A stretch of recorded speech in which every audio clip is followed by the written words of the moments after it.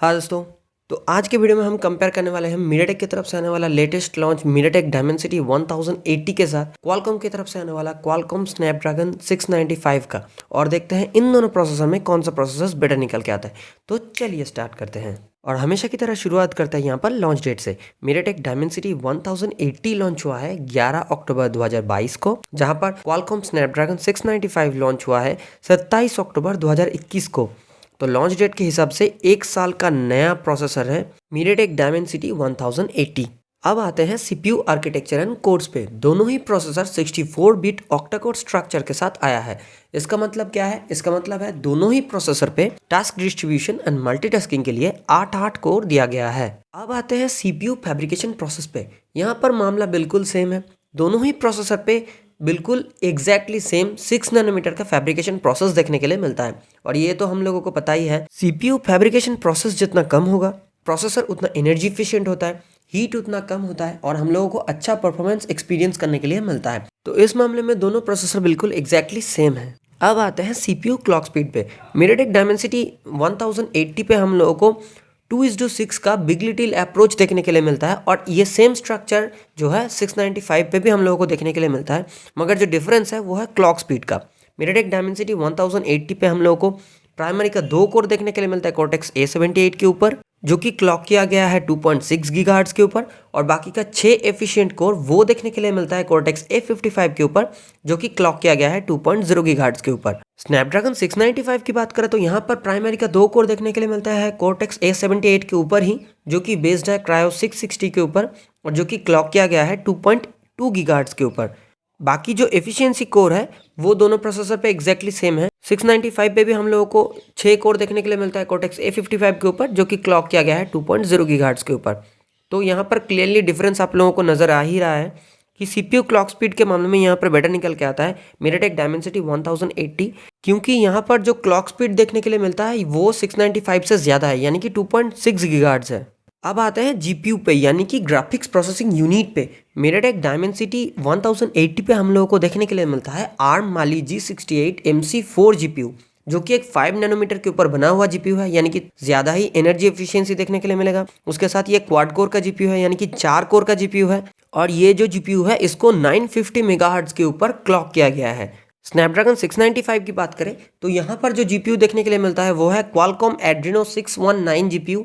ये वाला जो जीपीयू है 7 नैनोमीटर के ऊपर बना हुआ जीपीयू है, और जिसको क्लॉक किया गया है 975 मेगाहर्ट्ज के ऊपर। तो जीपीयू का जो क्लॉक स्पीड है वो ऑलमोस्ट सेम ही देखने के लिए मिलता है, मगर यहाँ पर जो जीपीयू का परफॉर्मेंस की बात करें तो आर्म वाली G68 MC4 फार बेटर है। मीडियाटेक डायमेंसिटी 1080 का जो जीपीयू स्कोर निकल के आता है एंटूटू पर वो है 1,35,000 के आसपास, जहाँ पर स्नैपड्रैगन 695 की स्कोर निकल के आता है 1,08,026 के आसपास। एंटूटू के हिसाब से अच्छा खासा 27,000 पॉइंट्स का डिफरेंस देखने के लिए मिलता है दोनों प्रोसेसर्स का, और यहाँ पर बेटर निकल के आता है मीडियाटेक डायमेंसिटी 1080। अब आते हैं कैमरा सपोर्ट पे। मीडियाटेक डायमेंसिटी 1080 पे हम लोगों को डुअल आईएसपी तक का सपोर्ट देखने के लिए मिलता है। आईएसपी का मतलब होता है इमेज सिग्नल प्रोसेसर, जहाँ पर डुअल कैमरा में 20+20 मेगापिक्सल, सिंगल कैमरा में मैक्सिमम 200 मेगापिक्सल तक का कैमरा का सपोर्ट देखने के लिए मिलता है। मगर MFNR एंड ZSL कितना मेगापिक्सल तक का सपोर्ट करता है ये मेंशन नहीं किया गया है, जहाँ पर MFNR का मतलब होता है multi frame noise reduction and ZSL का मतलब होता है जीरो शटर लैग। अब आते हैं क्वालकॉम स्नैपड्रैगन 695 पे। यहाँ पर हम लोग को ट्रिपल आईएसपी तक का सपोर्ट देखने के लिए मिलता है। आईएसपी क्या ही है छोटा करके बता दे रहा हूँ। आईएसपी का जितना आईएसपी होता है, जैसे कि ट्रिपल आईएसपी का मतलब होता है एक साथ तीनों इमेज को प्रोसेस कर सकता है ये प्रोसेसर। तो ट्रिपल कैमरा में यहाँ पर 13+13+13 मेगापिक्सल, डुअल कैमरा में 16+16 मेगापिक्सल, सिंगल कैमरा में अगर 32 मेगापिक्सल तक यूज़ किया जाता है तो MFNR एंड ZSL का सपोर्ट देखने के लिए मिलता है।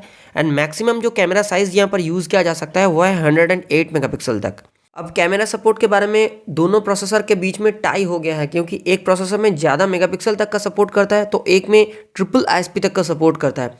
तो कैमरा सपोर्ट के मामले में यार ज़्यादा मेगापिक्सल भी मैटर करता है अभी, क्योंकि मैक्सिमम फ़ोन्स पे ऐसा ही आ रहा है, और आईएसपी भी मैटर करता है, क्योंकि एक साथ तीनों इमेज को अगर प्रोसेस कर पाता है तो ये एफिशिएंट अच्छा खासा प्रोसेसर भी है। तो कैमरा सपोर्ट के मामले में आप टाई मान के चल सकते हैं दोनों प्रोसेसर्स का। अब आते हैं वीडियो कैप्चर रेजोल्यूशन पे।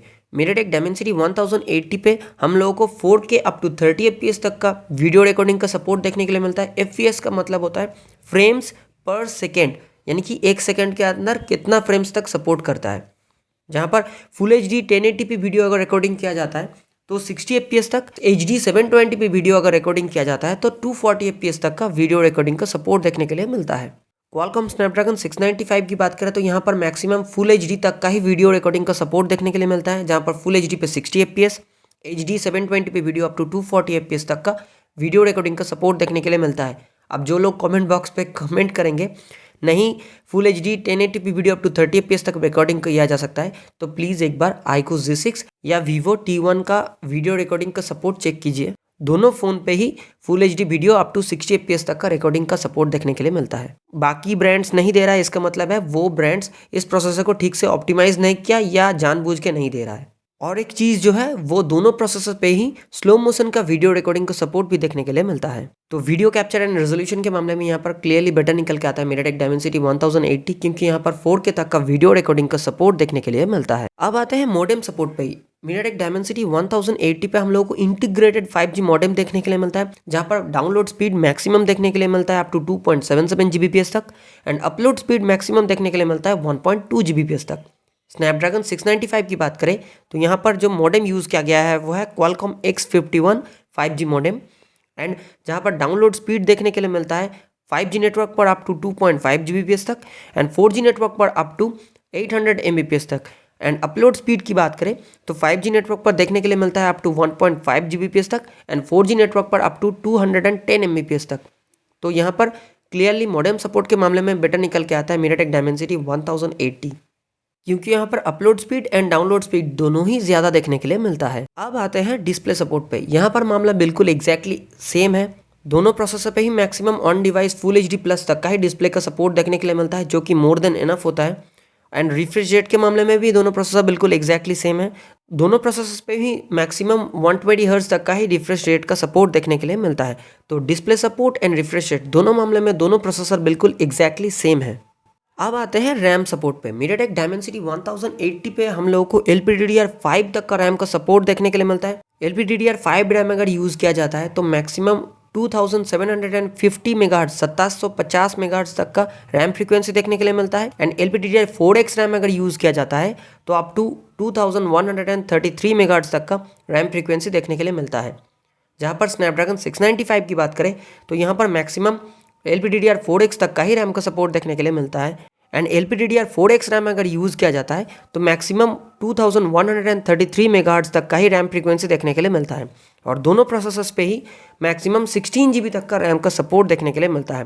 तो रैम सपोर्ट के मामले में यहाँ पर बेटर निकल के आता है MediaTek Dimensity 1080, क्योंकि यहाँ पर LPDDR5 तक का रैम का सपोर्ट देखने के लिए मिलता है। अब आते हैं स्टोरेज सपोर्ट पे। MediaTek Dimensity 1080 पे हम लोगों को eMMC 5.1 से लेकर UFS 2.0, UFS 2.1, UFS 2.2, UFS 3.0, UFS 3.1 तक का सारा स्टोरेज का सपोर्ट देखने के लिए मिलता है। Qualcomm Snapdragon 695 की बात करें तो यहाँ पर eMMC 5.1 से लेकर UFS 2.0, UFS 2.1, UFS 2.2 तक का स्टोरेज का सपोर्ट देखने के लिए मिलता है। यहाँ पर UFS 3.0 या 3.1 का सपोर्ट देखने के लिए नहीं मिलता है।